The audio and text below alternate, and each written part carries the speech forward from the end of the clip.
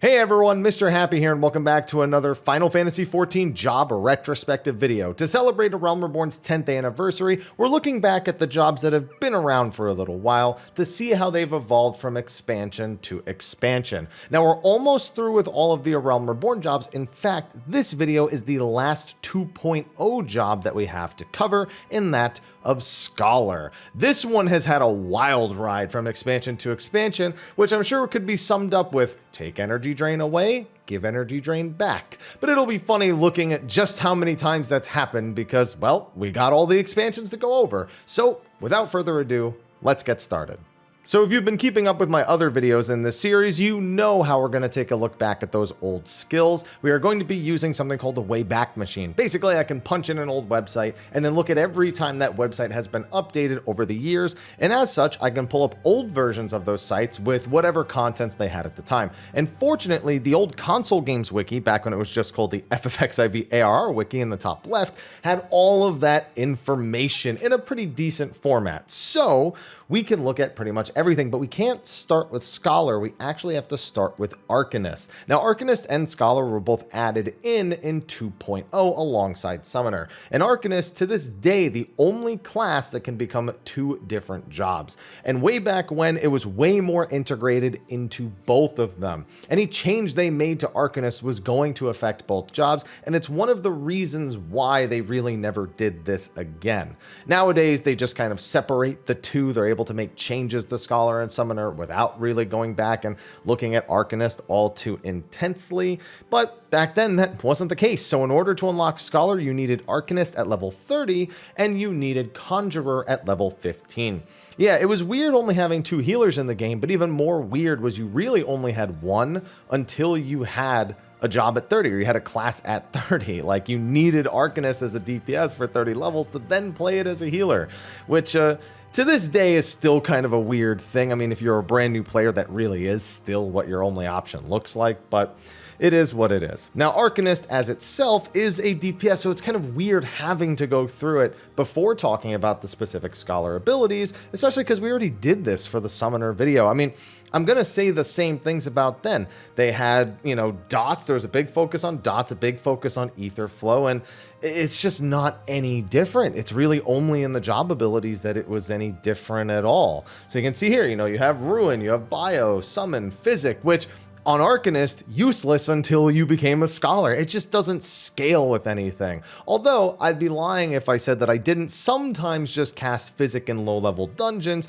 just because I couldn't trust the healer that I had randomly been given. Better safe than sorry, I suppose. Ether Flow, which of course plays a massive role. When you're a healer, anything that restores your MP is going to be a very, very valuable tool. And as such, Ether Flow and Energy Drain to this day have been two of the most discussed abilities for Scholar across all the expansions. Energy Drain, definitely a lot less nowadays, but still something that is regularly considered. Ether Flow was restoring 20% of the maximum MP, and Energy Drain was going to absorb 50% of damage as HP, and it would also restore some MP. So, while you'd often see the use of other skills, which wasn't really a whole lot, mainly you just had Sacred Soil, Lustrate, and Energy Drain back then, and Bane, actually, if I recall. Did that cost Ether Flow? Yes, if the target is under the effect of Ether Flow, the chance that it will be reset. Okay, yeah, that one was always, I always have a hard time remembering if Bane actually costed that, and yeah, it did. But yeah, you didn't have as many options for it back then, especially as a Scholar, but your options were always really good, so we'll definitely have to come back and look at the Ether Flow skills a little bit later. But the big thing that people miss about Scholar from way back in the day are all of the DPS tools you used to have on the job, because all of these things were things you could do as a healer, and people didn't really DPS as much back then, so if you were someone who were using these things, you kind of stood out. Like if you were a Scholar and you were bioing mobs, miasmaing mobs, miasma 2ing mobs, baning, bio 2s, and then on top of that, placing down shadow flares, which, keep in mind, you had to choose between using Shadow Flare and Sacred Soil, which we'll cover in a bit. So you were basically committing to one or the other, but Shadow Flare was also, the 5% sustained slow for anything standing in there. So also, damage mitigation. Not to mention you had Rouse to increase the healing potency, which still worked for your pets. And the pets were so much more impactful back then. It was not even a joke to say that you could just Rouse and let your fairy take care of all the healing for a little bit, especially if you were to initiate a few commands for it at the same time. But all of this stuff, all very, very important. But one big thing that's not documented really anywhere here is how fragile the pets were. And for Scholar, that was a disaster. Eos and Selene could be hit by random AoEs from bosses and be killed. And so you had to very carefully decide where your pet was going to be, whether you would place it in a location for a specific phase or just have it follow you. And sometimes it worked better than others. And if everything went pair up, then sometimes Eos and Selene were the first ones to bite it. But to have all of these tools as a healer, it's just weird that the first 50 levels worth of abilities for just the class on itself, I don't really show Scholar for the role that it was built in. And maybe we should have maybe we should have seen this coming. Maybe we should have seen, oh, Scholar has mostly DPS abilities. I wonder if healers should DPS. Well, now look at it. Now you have 2 abilities, and it's definitely the standard thing to do. Now, for the pet actions, again, we can't even really look at these because the summons on Arcanist are going to change when we go to look at Scholar. So here they're carbuncles. You have a caster-type carbuncle, and you have a tank-type carbuncle. When you get Summoner, you get Ifrit, and then when you get Scholar, you get the fairies instead. So all of this stuff doesn't matter. This stuff does, except that this is all intelligence, which still doesn't affect Scholar at all. So a couple of things to mention. Obviously, the ether flow stacks are good. Super Virus is fantastic, being able to reduce all of the status effects of the opponent, including intelligence, mind strength, and dexterity. Not to mention the spell speed increase whenever the pet deals critical damage. Oh, see, now that doesn't end up mattering on Scholar. See, I forgot that it was when the pet deals critical damage. I don't think that counts a critical heal. Pretty sure it doesn't. But Maim and Mend with the HP restoration definitely comes in handy. Eye for an Eye cooldown is awesome. Of course, even if it is RNG mitigation that needs to be applied, still better to have that lower cooldown. And of course, Rouse only being 60 seconds means it lined up with one very, very common ability, still a common ability to this day on Scholar, which we can take a look at by going to the next tab. Now, mind you, we are looking at the base 2.0 version of Scholar. We'll take a look at the 2.55 version a little bit later and see if there are any notable differences. Now, before we even go into the regular actions, I want to dive into the pet actions because these are the ones that actually matter. Embrace being on both Eos and Selene was standard, but other than that, for a long time, Eos and Selene served 2 very different purposes, and those purposes would regularly change from expansion to expansion until eventually, and I believe Shadowbringers, they basically became the same thing, and it was just about which appearance you liked more. Still a weird decision to this day, but for Eos, you were looking at pure healing throughput, and for Selene, you were looking at more support and DPS. So there was a big argument about which to use in given circumstances, but a lot of people leaned towards Selene, even if one of her abilities was kind of useless for most part. So for Eos, you have Whispering Dawn what is the cooldown on this? Where's the cooldown? The cooldown on Whispering Dawn was not 3 seconds. Come on now. I'm pretty sure it was a minute even back then. Sometimes the Wayback Machine sites don't always have the most accurate of information. But generally, every time you roused, you would also Whispering Dawn if you were using AO. So you could buff that AoE heal over time on it. And honestly, Whispering Dawn plus Embrace was often enough to just cover everything you needed. But then you also had Fey Covenant with the magic defense for yourself and nearby party members, 20% for 20 seconds on a 2-minute cooldown. Pretty good. And then Fey Illumination, increasing the cure magic potency of self and nearby party members by 20%. I can tell you right now, while most scholars would combine Fey Illumination and Rouse to get the super Whispering Dawn, that tool was not nearly as appreciated as much back then. I mentioned during the Monk video about how Mantra wasn't really seen as a big utility that people cared about way back when. Just with the way fights were designed and damage was dealt, it just wasn't as big of an impact. But we definitely appreciate it nowadays. It's a lot more situations where things like this are useful. So, it's just funny looking back and remembering people being like, Fey Illumination. And you know why that is, of course. Because when you look at Selene and you see certain things about it, you know that they were probably really toxic in terms of the way that we interpret rotations nowadays. But you also know damage. damage. So again, embrace the same for Selene. Silent Dawn, having that silence was something that was really nice. There was big trust issues with silences, which are now interrupts way back when. So this was definitely something people appreciated whenever it popped up. But Fey Glow and Fey Light were the main things with Selene, and basically the idea was you would actively swap between the two of them, because one of them was spell speed for all allies in range, and the other was skill speed. So you would just, use one when it wore off, use the other, and then go back and forth and back and forth. And, there was a lot more skill speed, spell speed related buffs back then. Nowadays, this would be seen as the most toxic thing you could possibly put into the game. I mean, even in expansions prior, Stormblood, Shadowbringers, the idea of changing somebody's skill speed and spell speed against their will and it being seen as a buff didn't really translate, but it definitely made more sense back in A Realm Reborn when people didn't, I'm not going to say they didn't do burst properly. They didn't line up burst properly. People definitely tried to do it, especially once Ninja came around in 2.4. But having those attributes changed wasn't really seen as a massive, a massive L. Like, you weren't trying to perfectly line up every little thing every single time for every single job. You just kind of went with things as your buffs became available. You knew kind of what you wanted to achieve in buffs, but it wasn't do or die or you're absolutely useless. There was way less damage variance when it came to stuff like that back then. So these buffs were okay. Some jobs, of course, not a big fan. Monk never really enjoyed getting its skill speed buffed, and there were definitely some jobs that didn't enjoy their spell speed being buffed either. But DPS was DPS, even if you were going to run out of TP too soon or run out of MP because you had too much spell speed as well. But that's not even everything for Scholar. We have the actual Scholar abilities, and since day one, Scholar has kind of just been OP. Even in its weakest times, even when you hear healer mains talking about how they're not happy with the state of Scholar, it's going to have instances where, it loses its MP regeneration, or its MP is not enough for its kid, or something gets changed. There's plenty of times where people haven't liked Scholar, but at the same time, the fixes for those that turn it around and make it one of the best jobs in the game again are just so quick to happen that they feel like flashes in the pan whenever those situations had occurred. And nowadays, it's a lot more about feel.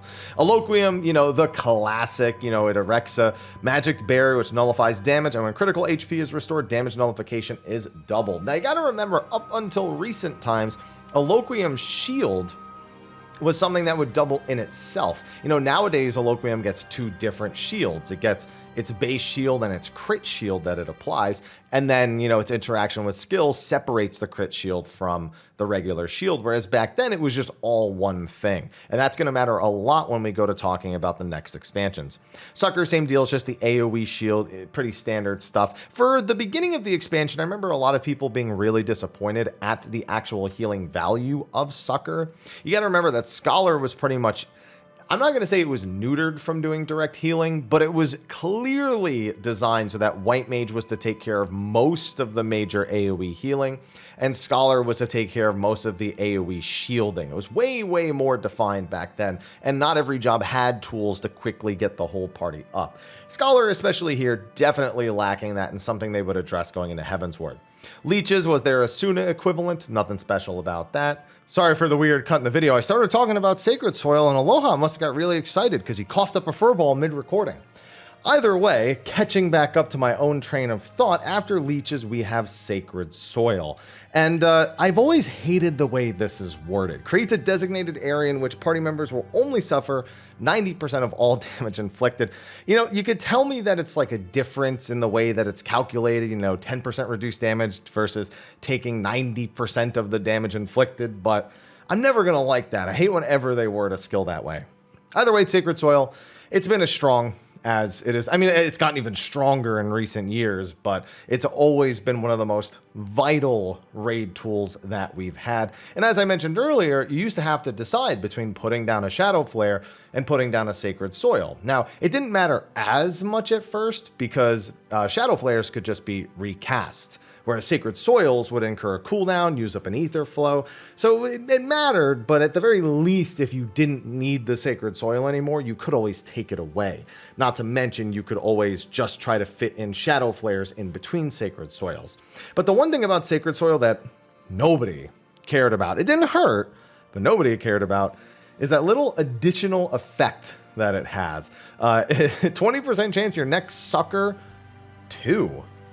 Wait. Huh? wait, huh?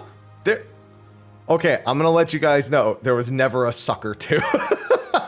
Let's just pretend that this 2 doesn't exist.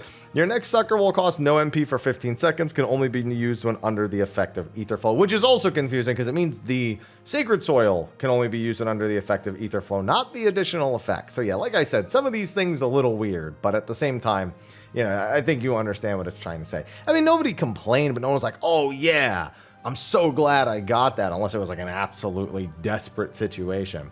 And finally, probably a skill that I don't think enough people who talk about the olden days talk about, and that of Lustrate. Now, we still have Lustrate nowadays, and nowadays it's kind of seen as like an oops, I shouldn't have had to use that, but I guess I had to use it in that situation kind of button. But back then, restored 20% of the target's maximum HP cost 1 Ether Flow. That meant that it completely ignored any sort of healing reductions that came from boss mechanics. And, you know, just 20% max HP just made it so reliable. So what you'd see is scholars go into cleric stance, which we will talk about in a second, and use Lustrate as their primary means of healing, because cleric stance made it so that, you know, your other heals, your GCD heals would be non-effective, but your Lustrate heals would still be useful.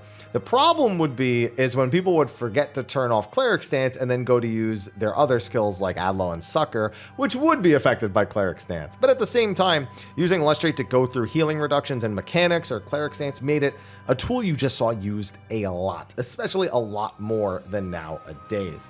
Now, we do have to talk about cross-class skills, but I actually wanted to save that until we were talking about the end of A Realm Reborn with Scholar, because while not a whole lot changed, I felt like I already did this on White Mage, and we already know how those worked, but at the very least, we could wait until we were at the tail end of A Realm Reborn to discuss that stuff.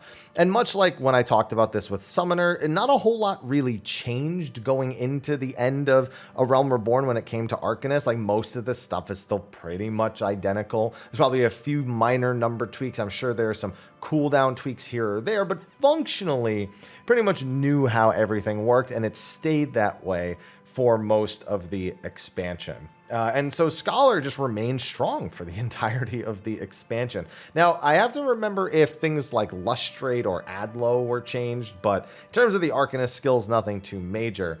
And again, going down here, you know, it's actually, let's go to the actual Scholar page and scroll all the way down to that first, because we have our cross-class actions. Now, hilariously enough, having Cure as a cross-class action was weird because you already had Physic.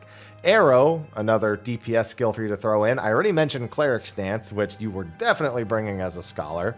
Protect, which was pretty much mandatory to have for one of your healers, but very often we ran into an issue where one healer would bring Protect and one would bring Stone Skin to raid, but then you'd go into like casual content, you know, you'd do like a 4-man dungeon and you'd forget to put Protect on there, and then people would complain, and it was all sorts of weird things. Not to mention also having Raise when you already have Resurrection from Arcanist. Some of these were just weird because you were a Scholar, but you had kind of this these skills that were just redundant to what you already had. Not to mention with the Thaumaturge. Wait, did they actually had Thaumaturge? Does that means that if we go back, fun little thing, they had Thunder way back when. Oh, they had Arrow and Thunder as Scholar. They couldn't extend it like they could with Summoner, but still, you know, why is this formatted? Like, look at the formatting for these cross-class actions down here. These websites sure have changed significantly. But yeah, and then, you know, that got changed, you know, the Blizzard too. This is something we went over with the Summoner as well. But Swiftcast, always good. Swiftcast Raise, it's a classic. Can't really complain about that. And then going back up to these skills, we can see Potency didn't really change. Potency didn't really change. We don't really have much in the way of MP values here. Leeches didn't really change. Sacred Soil didn't change. And Lustrate got buffed. I actually think that got buffed fairly early in the expansion, if memory serves, from 20 to 25%. Because I remember having the 25% by the time Ramuh came out at the very least, because we were using it in... we were using it for the Titan Eggy thing that we used to do. I've healed a few of those on Scholar. That sure was fun. But yeah, no, that's like the most major thing I suppose that happened, because the job was just so strong the entire time that even with any sort of the minor changes they may have gotten with Arcanist that like adjusted a few tiny things, they just never needed help. But White Mage Scholar, you know, it was the classic because they were the only two healers. One was meant to be a pure healer and the other was meant to be a shield healer. So you really didn't have much in the way of options here. It was just about how you played it. It wasn't really until Heavensward where we saw this kind of dichotomy change with the introduction of Astrologian, which made it so everyone looked at both White Mage and Scholar a little bit differently, because now they needed to gauge them against a competitor. And, well, let's just say that Scholar didn't really have much in the way of struggle in that category.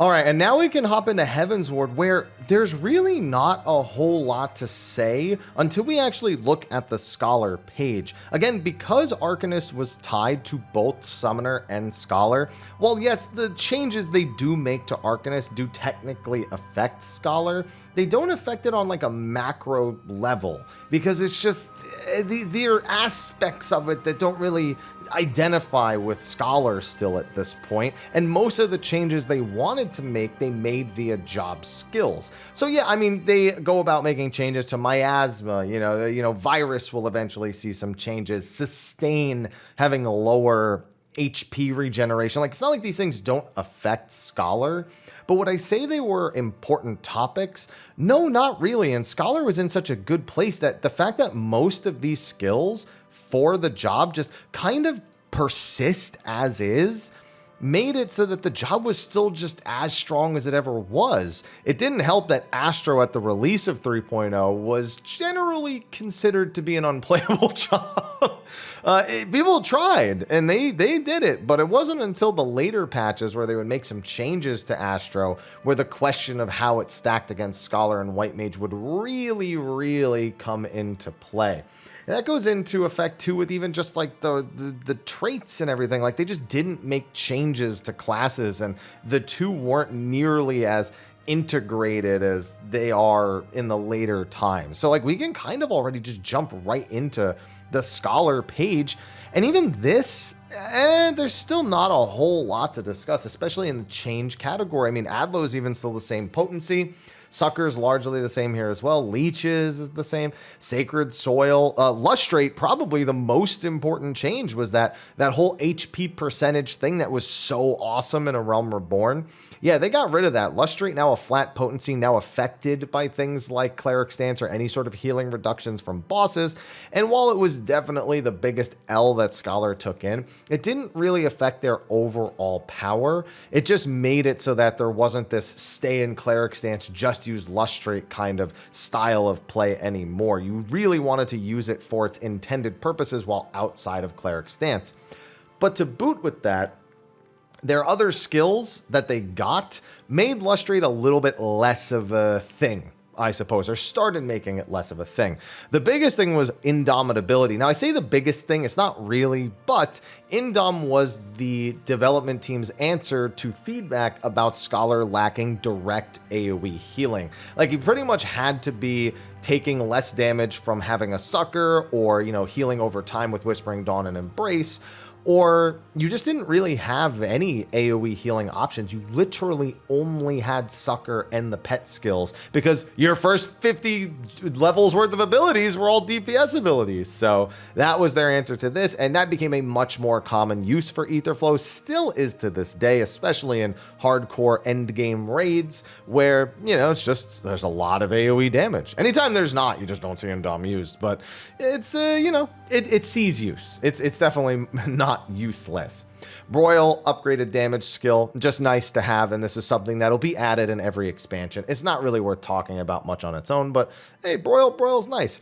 However, deployment tactics to this day is still one of the best abilities in the game. So the big thing with deployment tactics is it not only extended the Galvanize effect, which was the shield you would get from Sucker or Eloquium, but it also extended Eye for an Eye. That was kind of weird. Like, you could technically find uses for it, especially if you had two different tanks that were going to be hit by two different targets, but you very rarely saw that be a determining factor in how you used deployment tactics. The big thing, of course, was fishing for crit shields on your Eloquium before using deployment tactics to get a big, basically pure mitigation. Now, the big thing is, we couldn't say, oh, we need to get a crit deploy low. Like nowadays we have tools to force the crit and then deploy the crit. And it doesn't even work the same with the galvanized shield because they've kind of separated the regular shield from the crit shield. But whenever you got a crit deploy low, you could basically tell your group we're good for the next mechanic. Again, still the case kind of to this day, but it's just something that was more an on the fly thing back then. Emergency tactics, also another answer to the fact they had no AoE healing. You know, it just lets your sucker, instead of it being 150 potency in shields and 150 potency in heals, it instead just kind of makes it a 300 potency AoE heal. Very good, but kind of got memed on a little bit back then. You know, most people still just didn't bother with emergency tactics right when it first came out. And it took a while before you see it be kind of fully adopted into the use for AoE healing, even with only the 30-second cooldown. It just didn't get adopted very well right away. Most people would just Whispering Dawn or let the White Mage do most of the AoE healing and just not press this button, which is kind of weird to think. It was only when you saw Scholars absolutely have to use it that you would really see it used. And that happened, but I just remember it not being super, super popular. And speaking of not super popular, Dissipation, in my opinion, still a skill to this day that is a skilled scholar knows how to use Dissipation nowadays. Back then, it was generally considered like you had to have a very specific timing for it because it consumes your pet and gives you full ether flow stacks, which can be great, but it also increases your healing magic potency.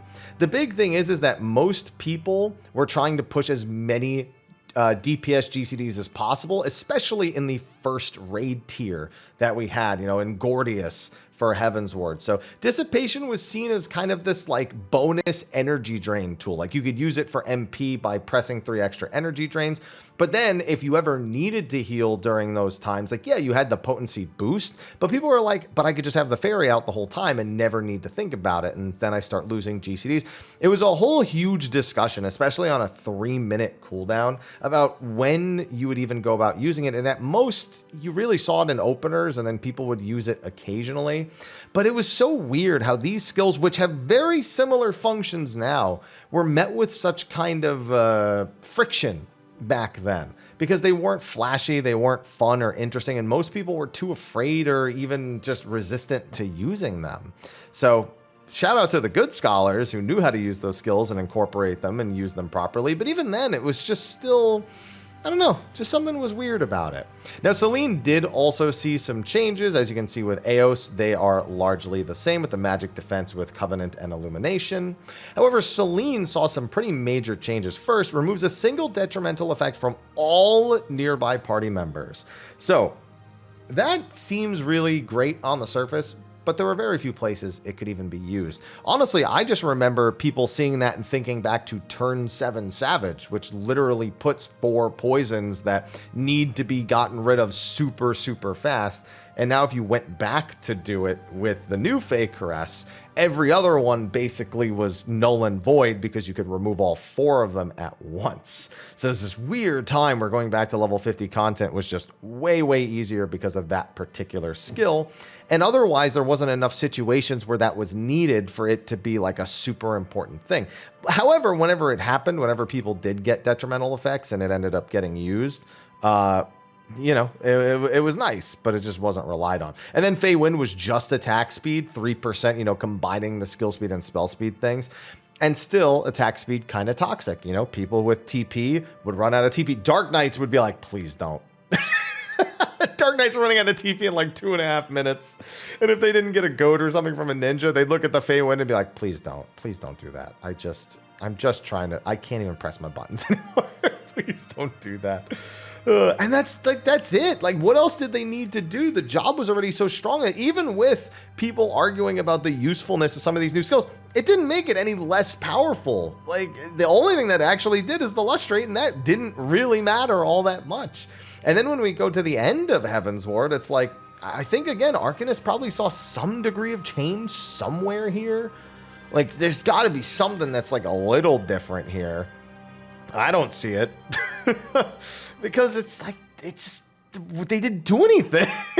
This is like the hardest section I've ever had to talk about in these retrospects because they just didn't change anything. Did they change anything here at least?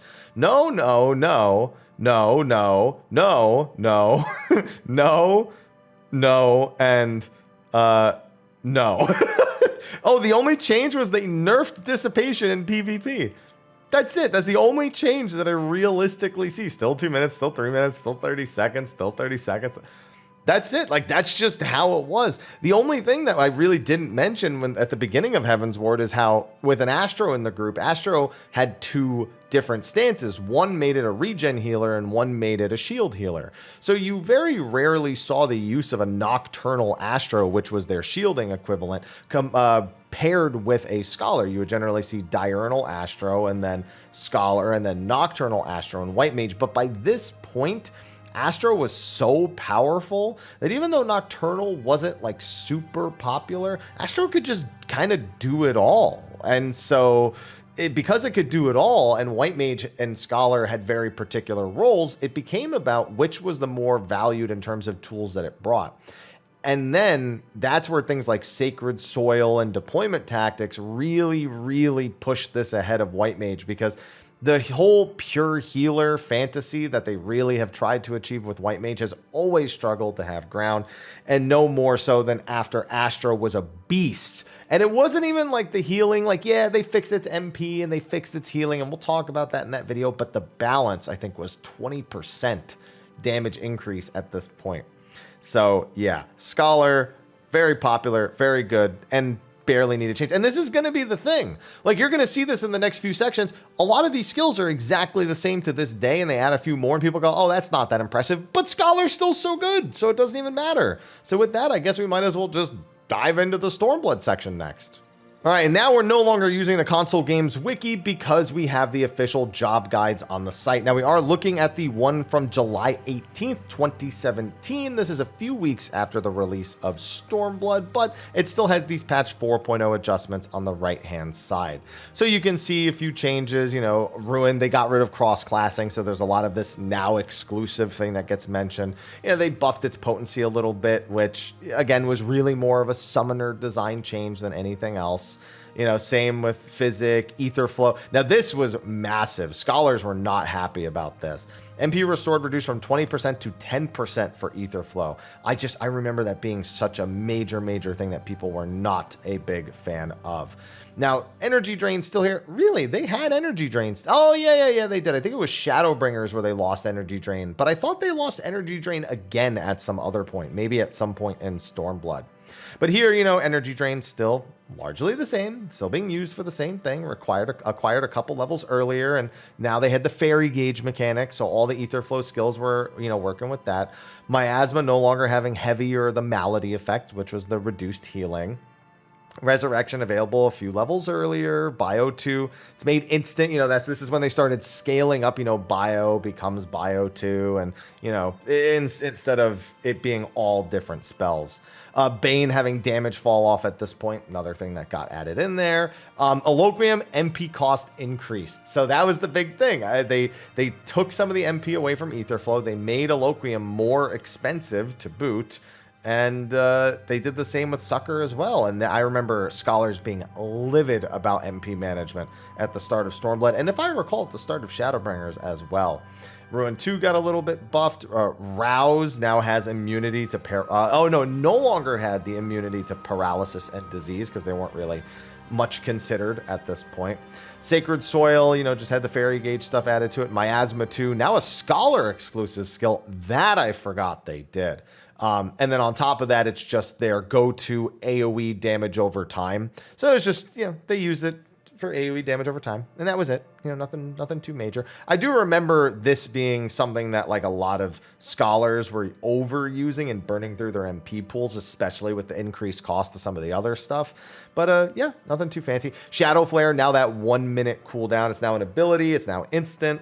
It has a 1 minute recast, and I don't remember, cannot be used with any other area creating actions. Yeah, so now it could be even more negatively impactful if you used it and then had the Sacred Soil. You wanted to make sure that for those 15 seconds Shadow Flare was out, it was 15 seconds that Sacred Soil wouldn't be used, because otherwise, that would cause a bit of an issue. Lustrate, still pretty much exactly the same. Indom received a 100 potency buff. That's really nice. Broil got a little bit of a potency buff. That's because they were, redoing all the formulas and everything like that. Emergency Tactics being brought down to 20 seconds. Definitely saw a lot more use after that, but also the raid design, I feel like, encouraged the use of it a lot more. Dissipate, XCOG. Oh no, here we go. Dissipate is the last old action, and it's still pretty much the same. Then we get into the new skills. Excogitation, much like how Indom was a response to some feedback about their AoE instant healing, Excog became their response to single target, because this skill to this day is still one of my favorite skills. Basically, you put it on a target, and if they fall below 50%, then it does a massive heal on them. I think the only thing that eventually changes about it is, I think when it first came out, if you didn't trigger the effect, it just wore off. And I think they changed it eventually to make it so that when it wore off, if it didn't proc, it actually provided the heal. But it was, you would literally just throw this on the tank. Every dungeon pull, before they start pulling all the mobs, you throw it on the tank. That way they have it, and you don't have to worry about their health as much. Maybe throw an Adlo on with it, and you were golden. It was just such a good tool. Also great for dealing with boss autos and raids or tank busters to make sure that they were healed up after and didn't get ganked by like an auto attack or something. So it's just such a useful skill. Broil 2, next tier of that. Chain Stratagem increases the rate at which the target takes critical hits. Oh boy, as if we need to talk about crits anymore in my videos, but Chain to this day, nowadays we have a lot more 100% critical hit rate skills. So I think Chain has been negatively impacted more, but back then, nobody was going to say no to this. And on top of that, Astro had cards to play, Scholar had Chain, and White Mage didn't have anything. It just had higher potencies. They got Misery, I think, this expansion, if I recall correctly, and no one really cared because of all the raid damage you were getting with the Scholar Astro combo. So that just kind of cemented them even further into what was already a Scholar-leaning meta. The problem, of course, being their MP costs were ridiculous. So it's not that you didn't see White Mages at all, but man, would I be lying if I said that Scholar Astro wasn't popular, especially after they fixed the whole MP issue with Scholars at the start of Stormblood. Ether Pact, Fey Union, and Dissolve Union are all basically the same skill. Ether Pact causes Fey Union to happen. This is the Fairy Tether as you know it now. And honestly, to this day, and I'm going to inject a bit of my personal opinion on this one, I've never liked this particular skill. Not because it's not good, not because it's not iconic, but because of how few situations it feels good to use. When you try using this in more casual content, like dungeon bosses, even sometimes outright dungeons, like on a big pull, of course I want to use it. I definitely plan around a big pull and saying, okay, well, they're going to have tether for this one, or, maybe it's useful. But it being the only use for the fairy gauge never really sat right with me. And in Shadowbringers, they would add another use, and then in Endwalker, they would take another away. I just wish the Fairy Tether wasn't just a Fey Union tool, and that alone just makes it not as exciting for me. It's also just not that exciting of a skill on its own, but that doesn't change the fact, incredibly powerful to be able to channel this 480 potency per tick heal, just consuming that gauge slowly. But if they walked out of range, your fairy definitely didn't have a good time. And I remember that being a huge headache, the range, that 15 Yalm range on Fey Union, and people walking out of range of it. Just such a headache. Oh boy. Now they did get rid of Virus, Sustain, Eye for an Eye, and Leeches all here. I think Stormblood was the expansion where pets were no longer targetable. If it wasn't here, it was Shadowbringers, in which case that's why Sustain's no longer a thing, because your pets can no longer take damage. Virus, they worked into the roll actions with Addle. Eye for an Eye, I think, still is a roll action here, and Leeches was rolled into Asuna, so that's pretty much it. And that's actually a huge point of contention I mentioned in the White Mage video, which we'll talk about when we talk about roll actions down below. Now, pet actions still separate here. You still have uses for Eos and uses for Cillian. Embrace got a little bit of a nerf here.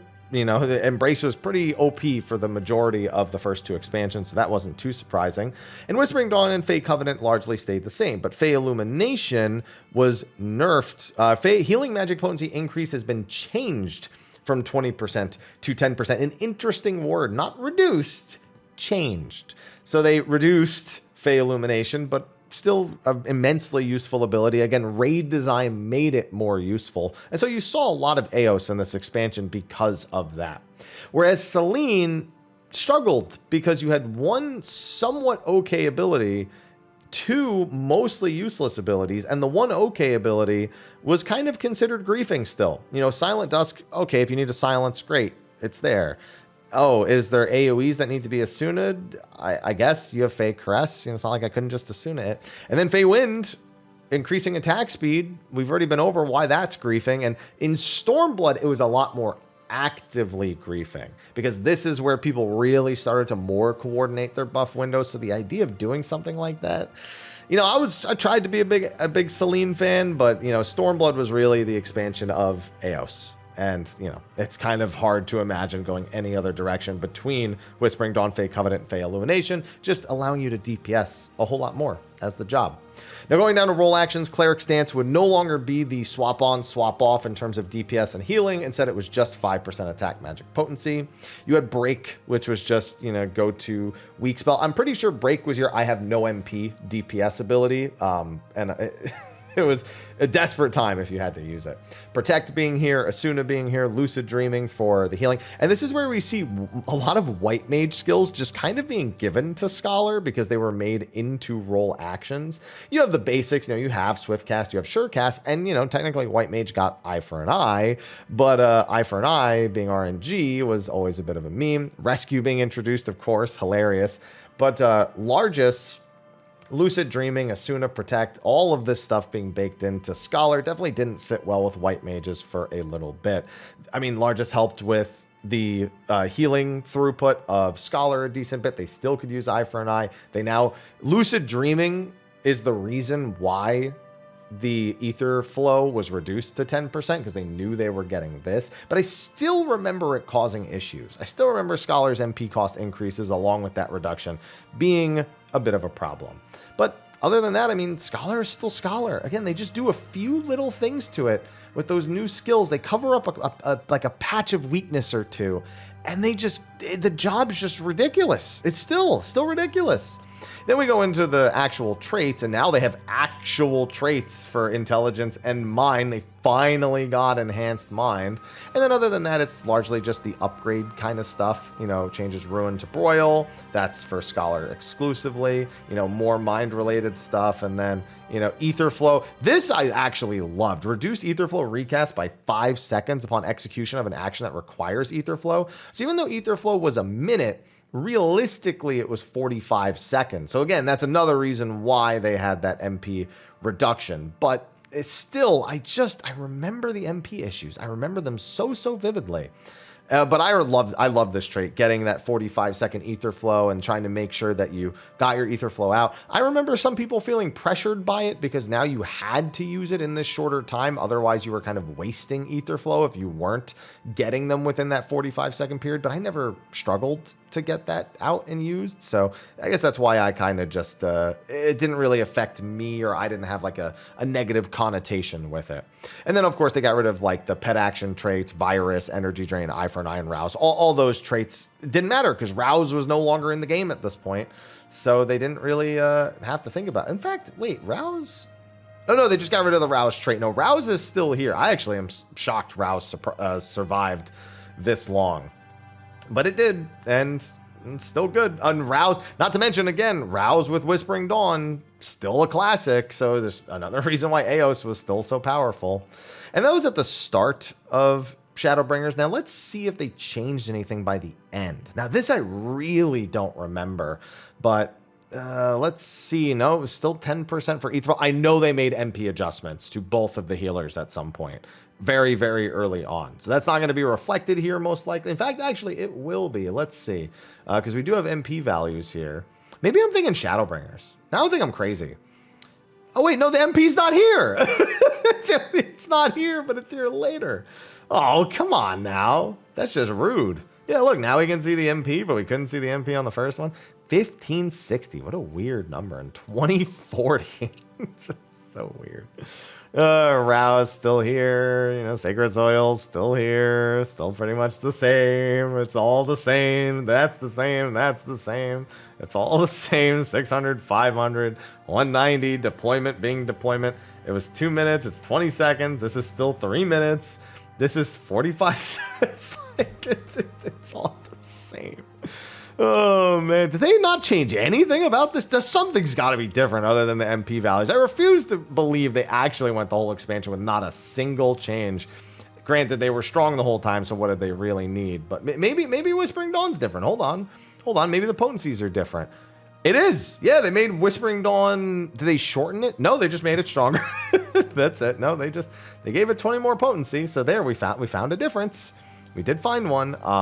Feywind didn't get any changes at all, and I don't think any of this stuff did as well. So there you go. Scholar was strong the whole time, and they didn't have to do anything to it. So that covers Stormblood, and I mean, what else is there to say? Let's jump into Shadowbringers and see if I can remember something correctly about how this job ended up performing. I know that I constantly saw, like, the start of several expansions, scholars being like, what have they done? My MP or energy drain's gone. This has got to be Shadowbringers that I remember best then, because I haven't seen that much of that, or not as much as I thought I remembered.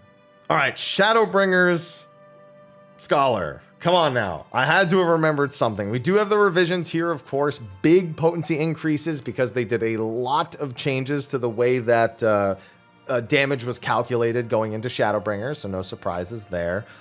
They also made, the dots 30 seconds and adjusted potency for that as well. Cast time reductions for the jobs, having the 1.5 second cast on Physic was really nice. Summon Eos and Selene now entirely cosmetic, which is why they're shown as new. Also because it's no longer Summon 1 and Summon 2 from Arcanist. At this point, Scholar was pretty much separated from Arcanist without formally being separated from it.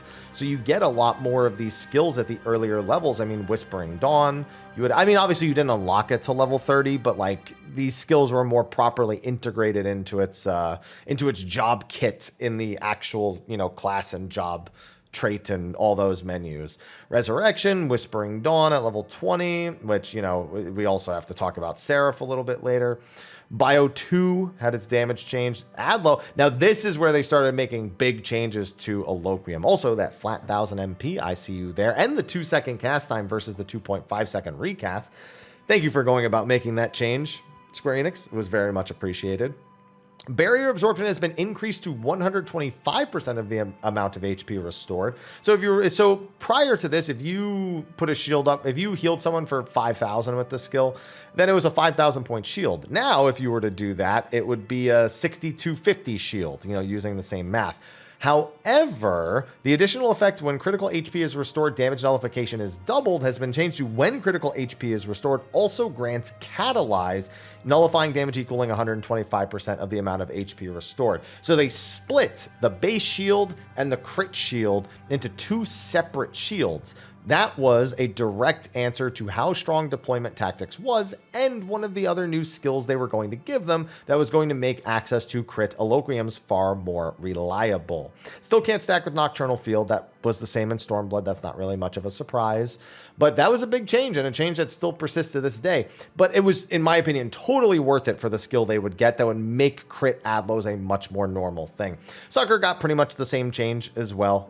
They made it so that its potency was increased, and they also reduced its barrier. Oh, actually, I forgot. Oh, yeah, they increased the direct cure potency, but reduced the barrier absorption in exchange for that to try and equal it out. So it had more of a set healing component, which then ends up mattering for something along the lines of emergency tactics, which I remember seeing a lot more emergency tactics for, week 1 prog and stuff in Shadowbringers.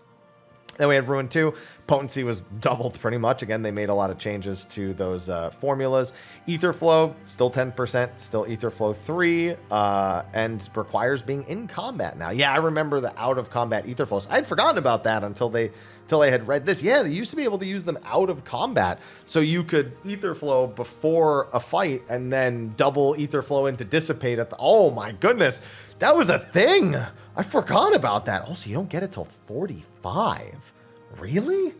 They did that? That I really don't remember. I mean, I guess it made sense. They didn't have energy drain anymore, in case you didn't notice. This was where energy drain went missing. Oh, wait, no, it's right here. Something's not... They lost energy drain at some point. Something's not right. I know scholars were livid over losing energy drain at some point. It happened. I know it happened. And now I feel like I'm going crazy. Scholars, tell me when it happened, because I'm positive that it happened at some... Maybe it happened in like a sub patch and then they added it back in. I don't know. Now I'm losing my mind. Either way, they didn't have a use for Ether Flow until level 45, so they didn't get Ether Flow until 45. Ether Flow... See, this is still the same with energy drain. Why do I feel like I'm being gaslit by this page? I just can't figure it out. And then you have Lustrate, also level 45, previously level 50, so they had an offensive and a defensive use right as they unlocked it. Art of War, new AoE spell, level 46, instant cast, 160 potency, was really, really strong. Man, did it burn through MP fast, though. Sacred Soil, oh, that's right. This is where at the high enough levels, once they got a trait, it got a regen. And we couldn't believe it, because we looked at Asylum as like, oh, you know, Asylum is the regen equivalent of Sacred Soil. And then when Sacred Soil got a regen, and we were like, are you trying to get White Mage removed from the game? Like, I don't understand what your goal is here. I mean, Asylum did get the increased healing received, but that doesn't change what the initial reaction to seeing Sacred Soil getting a regen was. And to this day, it's still to me kind of crazy that it did, but hey, they wanted to make Soil stronger, and it worked. Indom, just cure potency being reduced a little bit. That was fine. It didn't really impact them all that much. You know, it was still strong, and they made some of their other they changed some of their other potencies, which is why Indom took that little bit of a hit. Broil going up in potency again, changes to the calculations. Deployment, still the same, but now it could be used on yourself. That was something I had forgot to mention in the previous expansions. You could only deploy off somebody else. Most people, I believe, would have used Eos or Selene as opposed to casting on themselves, or a player. You know, it wasn't uncommon, of course, to not only go for the crit low on somebody, but for like a tank to stack like Convalescence and any sort of heal increases you could possibly receive, then go for the crit. But now it could be used on yourself because you can target the pets, and Eye for an Eye being a roll action meant there was no point in it being able to do that. Not gonna lie, there wasn't much a point in the first place either. So it is what it is. Emergency Tactics. I will say though, if you deployed Eye for an Eye and you got hit with a room-wide AoE, pretty sure that was like increasing the odds that you would actually apply Eye for an Eye. It's just something you couldn't really rely on. Emergency Tactics, now only 15 seconds. Just still going and going and going with that one. Dissipate, still 3 minutes, still gets rid of the fairy, still gives you the ether flow, still gives you the healing potency. Not much different to say there. Excog, still restoring HP, grant self for target. Yeah, it still doesn't say that when it wears off, they get it if it doesn't consume. And I could have swore that they changed it to say that at some point. Oh no, or upon effect duration expiration. Why couldn't I say that? Let me go back and actually double check. Maybe I just missed the wording on that. Or upon effect. Yeah, okay. So it was like that. I was looking for something more wordy, I suppose. Either way, Excog can now be used on self. That was really nice. Broil deals unaspected damage. Potency went up. Change stratagem. What's the difference here? Oh, only 10% now. Oh no. Still strong as ever. Ether Pact. Requirement to increase fairy gauge has been changed to when a fairy is summoned, an ether flow action is used, to when a fairy or seraph is summoned. All that's doing is making it so you can still get, that you can still use Ether Pact while you have Seraph out, I believe. Well, wait, when a fairy or Seraph is summoned and an Ether Flow action is successfully executed in combat. No, that's just making it so you can gain Ether Flow with Seraph out, which is one of their new skills. Biolysis, high level dot, Broil 3, next upgrade to Broil 2. Recitation, the big skill that they got for this, even in my opinion, bigger than Summon Seraph, which is right below it. Recitation allows the execution of Adlo, Sucker, Indom, or Exhog without consuming resources and is ensuring it restores critical HP. You could force a crit low, a crit sucker, even a crit indom for all that healing, and even a crit X-Cog. Now, the big thing is, I remember doing Resi X-Cogs just on the tanks, again, for that massive heal, and also to just have Ether Flow for the other skills as well. But there were, and still are, so many useful situations for Recitation, even if it's mostly associated with being a forced crit low use. It doesn't make it any worse. It's just, it's always going to be seen as that skill, even when it has other decent applications. Fey Blessing, an AoE use for Fairy Gauge, and I don't know why they got rid of this eventually. Well, I'm sorry, they didn't get rid of it. They got rid of it being a Fairy Gauge skill. It's really weird. I just don't understand why they've done what they've done with Fey Blessing. It made sense. You had a single target Fairy Gauge skill. You had an AoE Fairy Gauge skill. I don't know why that needed changing. Summon Seraph, this was basically just your super fairy for a short time. While it did have issues, and I believe does still have issues with ghosting constellations, which is the other skill that it gets, having another set of shields on top of all the other shields you had was and is ridiculous, because you got to remember, Consolation is this AoE heal that grants everyone a shield. Seraph's base heals all also grant a shield, and you can still use your pet actions while Seraph is out. So while I personally didn't find it nearly as impressive as Recitation, I'd be lying if I said it wasn't insanely powerful to be able to even just alternate between, oh, let me do deploy low for this set and then Seraph for this set, and then a regular shield for this, and then do it all over again. You just rotated between the 2 or 3, and you always had shields, not to mention that Seraph shields actually stacked with Nocturnal Astro. So if you ever ended up in that situation, you could still work together with an Astro, even if you couldn't technically use, well, all the skills. It's just, every time I read the Scholar stuff, I just like, how does this job stayed so strong? Like, and look at all the actions that were removed. Summon Miasma, Summon 2, Sustain, Bane, which, listen, I know Scholars were still pretty upset about that. They want Bane back, even for just the Biolysis. Rouse, Miasma 2, Shadow Flare, Fey Union, it's like, it's just not, yeah, the Fey Union thing, technically still a thing, but it's just like Ether Pact executes Fey Union, so it's not, it's like its own thing, I suppose. It's weird. It's weird to describe, but it just doesn't need to be described anymore. Whispering Dawn, cast time made instant, recast time removed. So, wait, the recast time was removed. Wait, oh, yeah, that's right. I'm sorry. My brain broke because they changed the way that the pet actions worked. So I forgot Whispering Dawn. Now we have to go over here because they made it part of the Scholar's actions, so it would be more responsive and you didn't need to worry about the extra hotbar. 60 seconds on that, 120 seconds on Fey Illumination. Whew, almost lost my mind there a little bit. And Fey Illumination became Covenant and Illumination together at this point. Healing magic and magic damage reduction. It's so stupid strong. Fey Union, Fey Blessing, the AoE, Seraphic Veil, those are all of the shields that come from Seraph. Angel's Whisper is just the same thing as Whispering Dawn, it's just a different name. And Consolation was the AoE heal with 2 charges, and it erected a barrier as well. I mean, it's just, man. Scholar, you're a good job, man. Even at your worst, it's just like, it is such a good job. And then for traits, you know, just mostly Broil Masteries being added in here, the Soil getting the regen, and the upgrades to Bio. And Maim and Men still here, you know, if that finishes by level 40, but Scholar still be scholaring. And I guess we can look at the end of Shadowbringers to see if Scholar was scholaring any different at this point, which I'm sure it's there, like MP adjustments and stuff. Like, and Adlo didn't get an MP. Is Sucker any different? Let's check. the Sucker MP cost change? I just want to look. Oh yeah, it did. They nerfed the Sucker MP cost. I did remember that correctly. I feel like that's not all they nerfed MP-wise either. Why do I feel like they changed like Broil or something? I don't know. I guess we'll have to take a look at that real quick. And then there's Energy Drain, still just chugging along. Art of War, did that see any MP adjustments? Nope, that was 600 the whole time. Let me go down to Broil. I'm actually specifically curious about Biolysis and Broil too. Those are 400 and 400. Did those ever change? Yeah, those are just like little things that I forget to check, but no, those are the same as well. I feel like something else is different here. There's 125%, 125%.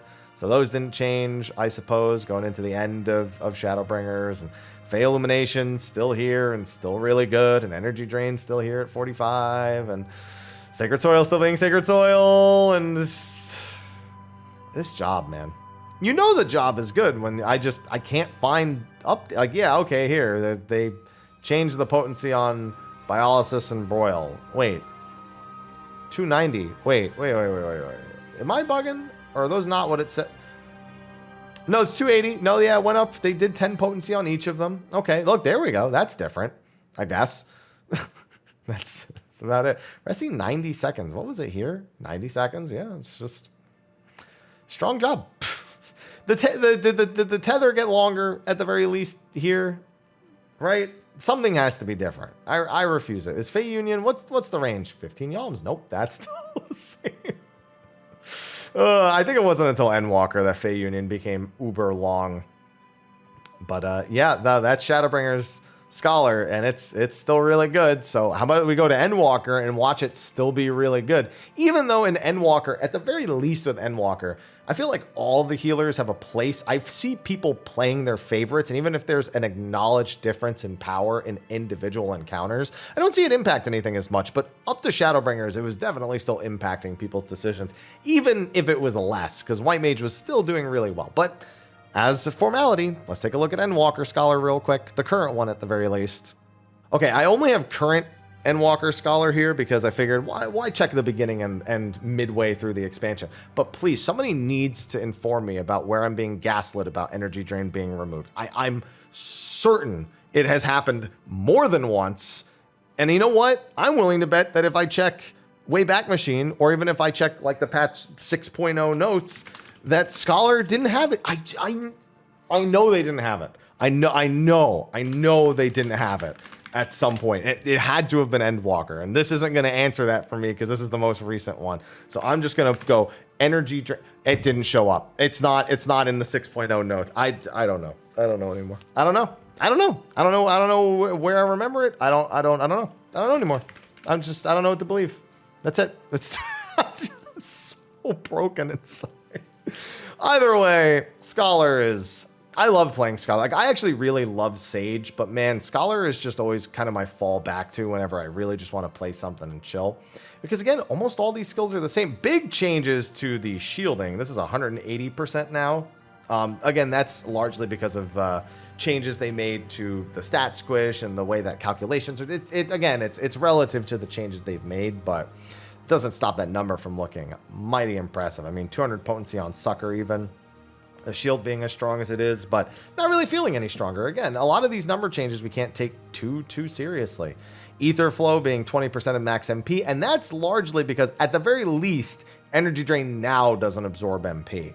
I know Energy Drain has gone through some other phases other than that, and that they've taken it away and given it back, taken it away and given it back. But right now, it has no MP component, so that's why Ether Flow has the 20% at the moment. And other than that, I mean, what else is there to say? All of these skills are just still good. It hasn't changed. This is still even 3 minutes long. This is only XCOG, I'm sorry, 45 seconds. That's normal. That's how it's supposed to be. It's even still 800 potency. Chain is still in the game. Broil's still here. Ether Pact is still the Tether, and Biolysis and Broil, and Resi's still 90 seconds. And now Fey Blessing doesn't require Gauge for some reason. And Seraph is still here. And they get upgrades to Broil and Art of War. Honestly, the only thing worth talking about when it came into Endwalker is that Protraction was immediately very well received. The increase to maximum HP and the increase to the HP recovering gives it some very specific tech and usability.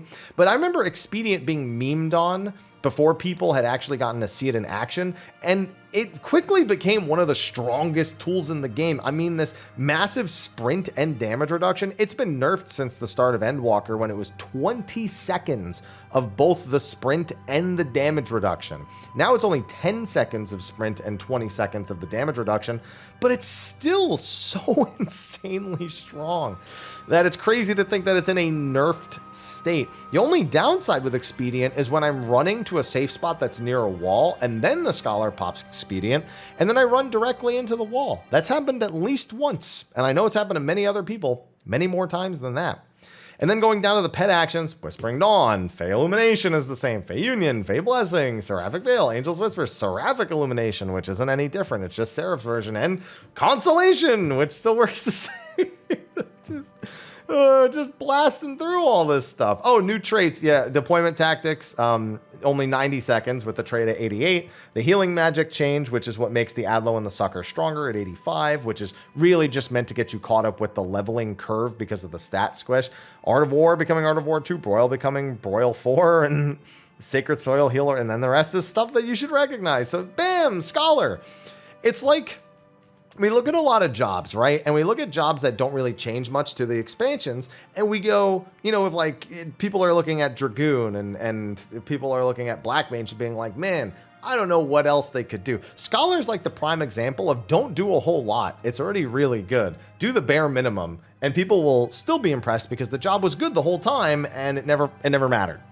It never mattered what you did because it was going to stay good. And even when it feels like they tried to mess it up, and they couldn't, but the like little tiny bit they did was enough to get people to say, please fix it. And then they did. And then it was like, it was the same, but stronger again. It's just this wild, wild journey where Scholar kept going, woo, woo, woo, roller coastering all the way through expansion to expansion, but still being such a strong job the whole time. So emotional, not always enjoyed. People have gone back and forth about the state of the job and how it actually performs, especially once it was being able to be compared to Sage, which was, you know, now its only direct competitor in terms of shield healing. But Scholar, man. It's strong, it's good, and I don't know if that's ever going to change. Maybe we check back an expansion from now, but I don't think it'll be any different. Anyway, that's going to be a wrap for our Scholar Retrospect, aka the job that never changed and just got better and better and better and better. So with that, let me know what you think about Scholar in the comment section of the video below. Please tell me about the patches that I'm being gaslit about where energy drain was no longer a thing on Scholar, because I'm positive it was a thing. Either way, I'm going to go crazy and look for it myself after this anyway. But either way, thanks for watching. I'll see you all in the next retrospective video. And until then, take care.